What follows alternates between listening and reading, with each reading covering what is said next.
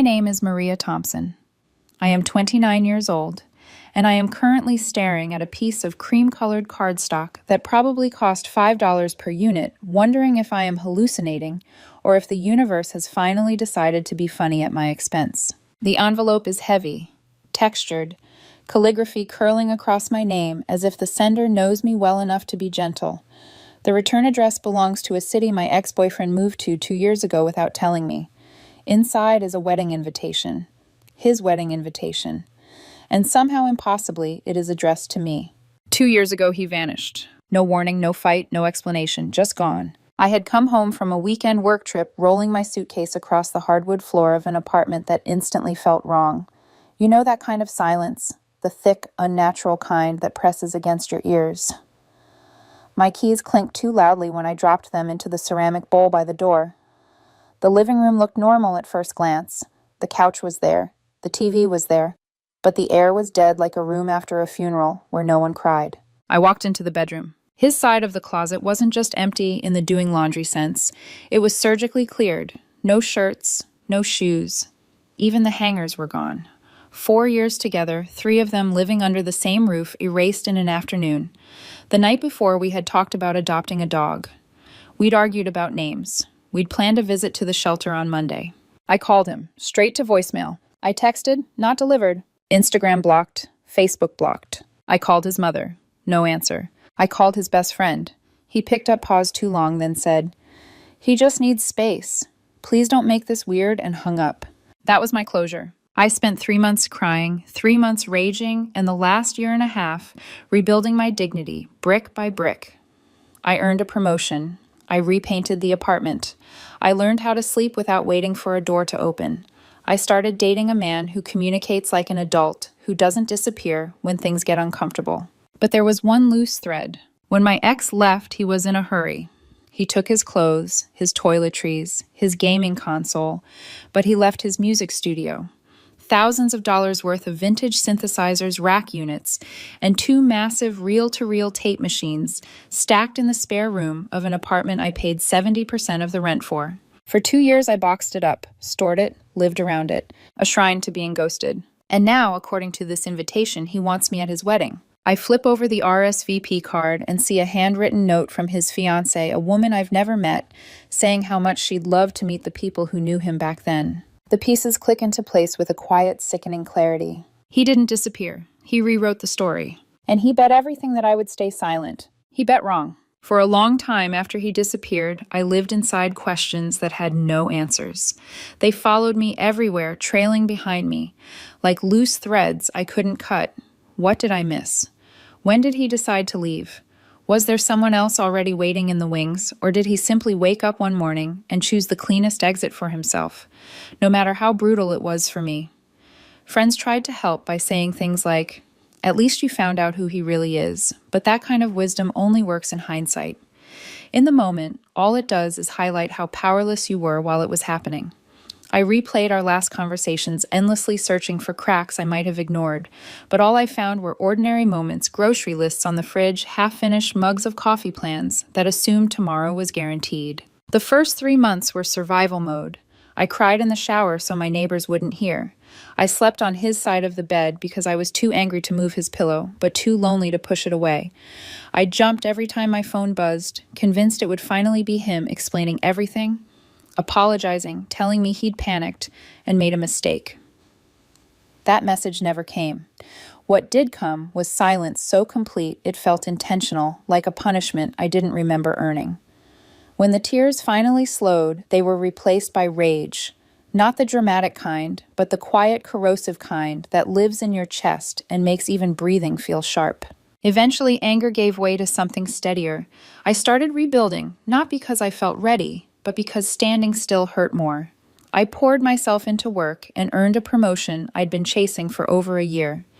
I repainted the apartment, choosing colors he would have hated on purpose. I rearranged the furniture until nothing reminded me of the way we used to sit together on the couch on Sunday afternoons, legs tangled, pretending the future was uncomplicated. I went on dates. Most of them were terrible. But then I met someone kind, a man who didn't vanish mid-conversation, who answered messages without games, who didn't treat emotional availability like a weakness. I didn't fall into love with him right away, but I learned what calm felt like again, and that mattered more. Still, no matter how much progress I made, the spare room remained untouched. Behind that closed door sat my ex-boyfriend's abandoned life. Vintage synthesizers stacked in flight cases, heavy rack-mounted effects units, and 2 reel-to-reel tape machines so large and dense they felt like anchors. He'd been an aspiring music producer, always talking about legacy, about how this equipment was an investment in his future. When I finally looked up the models online, my stomach dropped. Conservatively, the collection was worth around $12,000. Not something you forget, not something you accidentally leave behind. It wasn't just property, it was proof of how little effort he'd made to clean up the mess he left me with. For 2 years, I debated what to do. I couldn't sell it without following an abandoned property protocol so complicated it bordered on absurd, and throwing it out would have been both illegal and vindictive. I tried reaching out through mutual friends, through people who still occasionally liked my photos but never asked how I was doing. I sent polite messages at first, then firmer ones asking him to come collect his things. Every attempt was met with the same response: nothing. The boxes took up half my storage closet, a physical reminder that he had escaped the consequences of his choices, while I was still paying for them literally and emotionally. So when the wedding invitation arrived, something shifted. Reading his fiancé's note, warm, enthusiastic, completely unaware, I realized he hadn't just left me behind. He'd rewritten me out of his story entirely. In his version, we had drifted apart. In his version, I was an old friend, a harmless chapter. Someone safe enough to invite without consequence. He must have believed I'd roll my eyes, toss the invitation into the trash, and protect his lie by staying away. He was counting on my pride, my desire to avoid discomfort, my silence. That night, I sat on the floor of the spare room, surrounded by boxes labeled in my handwriting, and stared at the equipment I'd been storing for 730 days. I thought about the space it occupied in my home, in my head, in my life. I opened the wedding website on my phone and RSV'd yes. I selected the chicken cordon bleu without hesitation. Then I closed the laptop, leaned back against the wall, and felt something unexpected settle over me. Not anger, not revenge. Resolve. If he wanted to pretend the past never happened, then I would bring it with me carefully, boxed, fully accounted for, and returned exactly where it belonged. Once I made the decision, everything became strangely calm. The chaos that had lived in my head for 2 years finally organized itself into a plan. And there is a particular kind of peace that comes with clarity, even when what you're planning is deeply uncomfortable. I wasn't imagining dramatic confrontations or shouting matches. I didn't want tears or apologies or even acknowledgement from him. What I wanted was simple: my space back, my life unburdened, and the truth placed exactly where it could no longer be ignored. I told my best friend first. She was there for every stage of the fallout. 2 years ago, the late-night phone calls, the emergency wine runs the mornings when I couldn't bring myself to get out of bed. She listened as I explained the invitation, the note from the fiancé, the boxes still stacked in my spare room like unpaid debt. When I told her my plan, she didn't interrupt or question my sanity. She just stared at me for a moment, then said, "Okay, I'll take the day off work." By the next morning, she had bought a dress specifically for the occasion. Something elegant, but understated, the kind of outfit that says I belong here without asking permission. The logistics were the least emotional part of the process, which surprised me. My sedan wouldn't fit even half of the equipment, so I rented a white cargo van, the kind contractors use, nondescript and practical. I reserved a dolly rated for industrial weight, because those reel-to-reel machines were no joke. As I confirmed the pickup time, I felt almost businesslike, as if I were preparing for a move rather than a confrontation with the person who had once promised to build a life with me. I labeled every box, clearly documenting their condition with dated photos, not out of paranoia, but habit. I'd learned the hard way that preparation is often mistaken for cruelty by people who rely on chaos to protect themselves. In the days leading up to the wedding, I replayed every possible outcome in my mind. Maybe he'd see me across the room and pull me aside, finally offering an explanation. Maybe he'd panic and try to have security escort me out. Maybe nothing would happen at all, and I'd quietly hand over the equipment and leave without a ripple. What I knew for certain was that I wouldn't raise my voice, and I wouldn't allow him to paint me as unstable. I wasn't showing up as his ex. I was showing up as the woman who had been storing his $12,000 worth of property for 2 years without compensation or apology. The morning of the wedding, I woke up before my alarm. My stomach wasn't in knots the way I expected it to be. Instead, there was a steady hum of adrenaline, like the moments before a presentation you've rehearsed too many times to mess up. I dressed carefully, choosing something neutral and tailored, nothing dramatic, nothing attention-seeking. I wanted to look like someone who belonged anywhere she decided to stand. My best friend arrived just as I finished my coffee, her energy bright and grounded, the kind of presence that reminds you you're not doing this alone. We loaded the van methodically. The first synthesizer went in easily, its flight case scuffed and familiar. The second was heavier, requiring both of us to maneuver it onto the dolly. The reel-to-reel machines came last, dense and stubborn, their weight a physical reminder of how much I'd been carrying for someone who couldn't even send a text. As we closed the van doors, I felt a strange sense of finality, like sealing a chapter shut. The drive to the venue took 40 minutes. Long enough for the doubts to creep in, whispering that maybe this was unnecessary, that maybe I should have just followed the paperwork and waited another year for legal abandonment. But then I pictured his fiancé's handwriting on that RSVP card, the casual confidence with which she'd invited me into a story built on omission. He had chosen public silence over private accountability.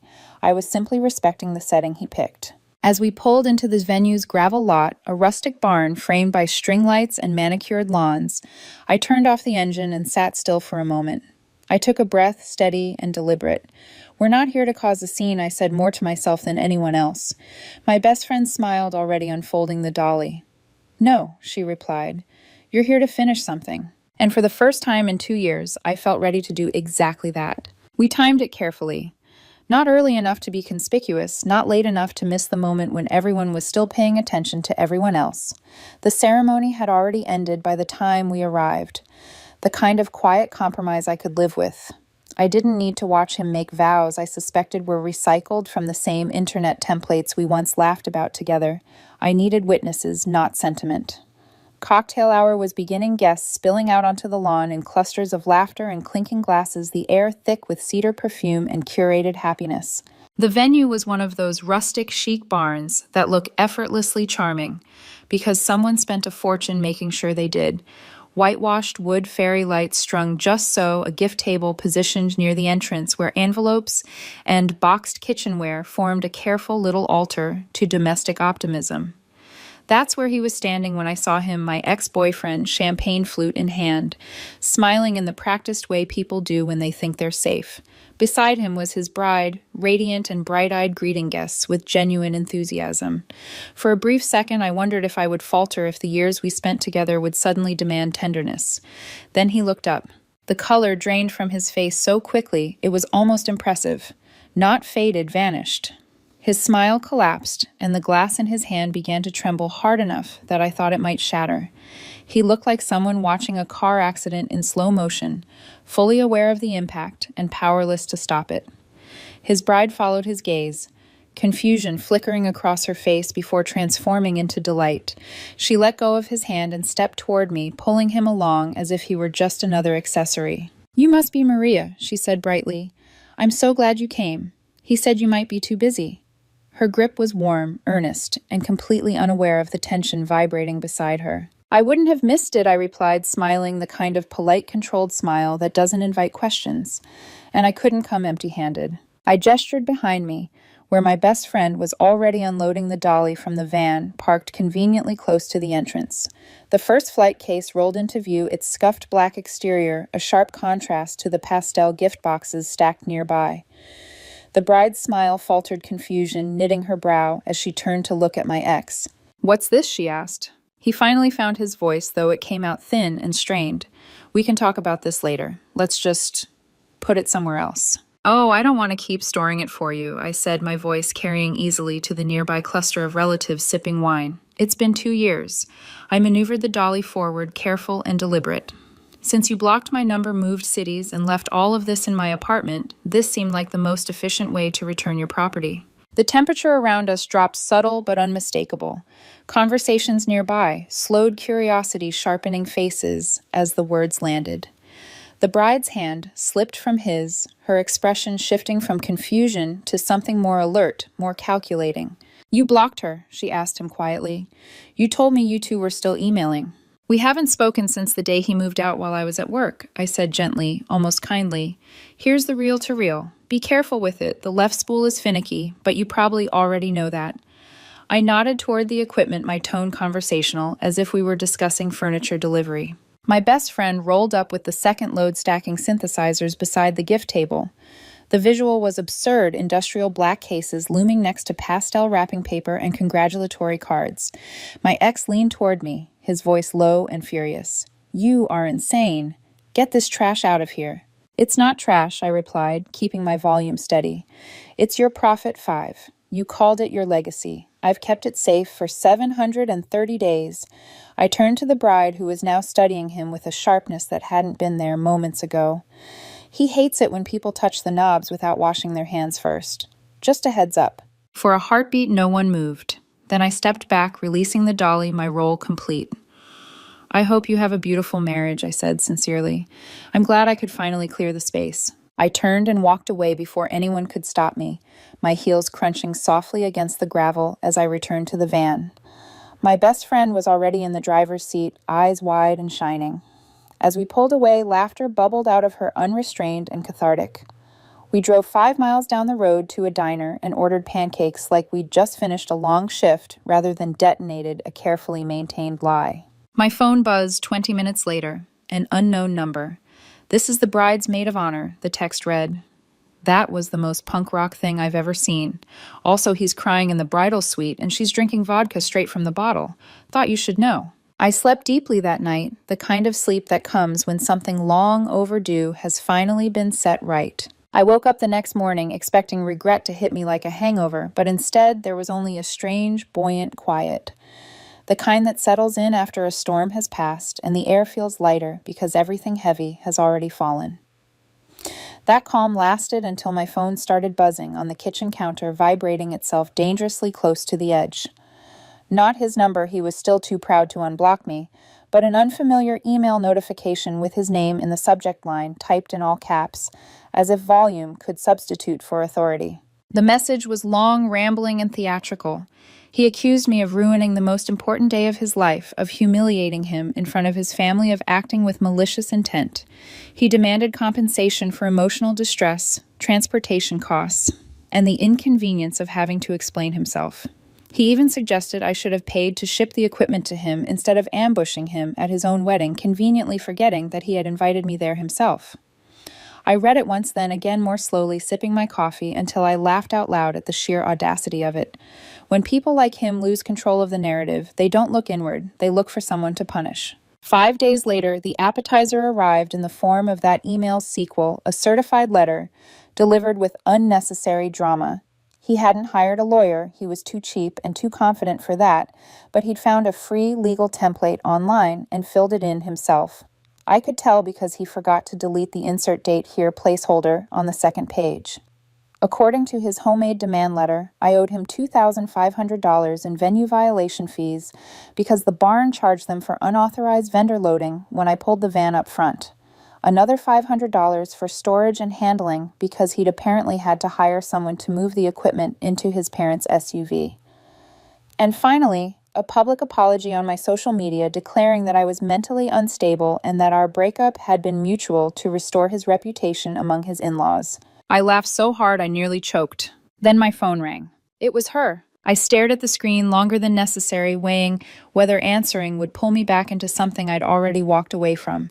But curiosity won out, and a quiet instinct told me that if she was calling, the collapse had already started. "Hello," I said. "Did you know?" she asked immediately. Her voice brittle, stripped of pleasantries. "Did you know about everything?" "I don't know what he has told you," I replied carefully. "That you dated for 6 months, that it was casual, that you drifted apart." Her words came faster now, unraveling. "He said you were obsessed and wouldn't let him get his things back." "We lived together for 3 years," I said gently. "We were on a lease. We shared bills. We were talking about adopting a dog." There was silence on the line, heavy and final. "I have emails from 2 years ago asking him to pick up the equipment. I can forward them if you want." "Please," she whispered. I sent the screenshots, timestamps, unanswered messages, polite requests, slowly turning desperate. Evidence isn't loud, but it's devastating when someone is ready to see it. She called back an hour later, sounding hollow. "He's threatening to sue you," she said. "He's screaming about scratches on the equipment." "They were there when he bought it in 2019, I replied calmly. "I have photos from the day before the wedding." Another pause. Then she sighed. "I don't want you involved in our marriage," she said quietly. "I don't want to be either," I told her. "He invited me. I just returned what was his." After that, the mask really slipped. He sent a Venmo request for $3,000 labeled damages and emotional terrorism. I declined it. That was when he finally unblocked me to unleash a stream of venom, calling me bitter, jealous, unstable, threatening lawsuits, and boasting that his father was a lawyer. I replied once calmly, clearly correcting the lie about his father, listing the documentation I had, and warning him not to contact me again. He responded with emojis that said more about him than any words could. I thought that would be the end of it. I was wrong. 2 days later, I came home to a note from my landlord taped to my door. A complaint had been filed alleging illegal subletting and commercial business activity in my unit. I stood there reading it twice, the implications sinking in. He had called my landlord, reported me, claimed I was running a business out of my apartment by storing his equipment. Maybe worse. I went straight to the leasing office, heart-pounding documentation already pulled up on my phone. The property manager recognized his name immediately and laughed when I explained. "The guy with the terrible mustache," she asked. "He called here screaming that you were trafficking stolen goods." He sounded unhinged. "Don't worry, you're on the lease. He isn't." As I walked back to my apartment, the realization settled in with cold clarity. He wasn't trying to get his stuff back anymore. He was trying to burn my life down because I'd embarrassed him. And in doing so, he was proving to me, to her, to everyone watching, exactly who he had always been. By the time a month had passed, the noise finally died down. No more Venmo requests. No more emails dressed up as legal threats. No more late-night messages dripping with blame and entitlement. I sent the cease and desist letter with the help of a paralegal friend, detailed, formal, and mercilessly factual. It outlined his abandonment of property, the documented harassment, the false report to my landlord, and a polite reminder that filing false police reports, which he had hinted at in one of his messages, is an actual crime. I mailed one copy to him, and because I was feeling thorough rather than cruel, I mailed another to the address listed on the wedding invitation, the apartment he now shared with his wife. 2 days later, the silence became absolute. I assumed that would be the end of it. I was ready to go back to my normal life to enjoy the absence of clutter in both my home and my head. The spare room was finally empty sunlight, it spilling across clean carpet where boxes had once been stacked like a barricade. I bought a Peloton and tucked it neatly into the corner, its presence purposeful and forward-looking. For the first time in years, that room belonged entirely to me. Then, on an unremarkable Tuesday afternoon, I heard her voice. I was standing in line at a coffee shop near my office, waiting for my usual oat latte, when someone behind me said, "Hey." I turned, and there she was, his bride, or rather, his almost wife. She looked different than she had at the wedding, stripped of polish and ceremony, her hair pulled back, dark circles under her eyes.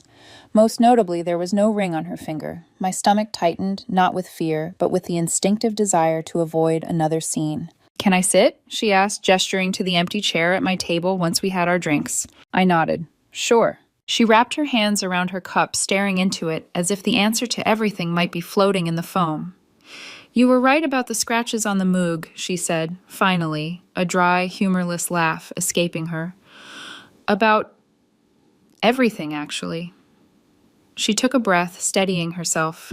"He didn't just lie about you. He lied about his job. He told me he was a senior producer. He's an unpaid intern. His parents pay his rent." I winced. "When we were together, he was a barista," I said quietly. She nodded, unsurprised.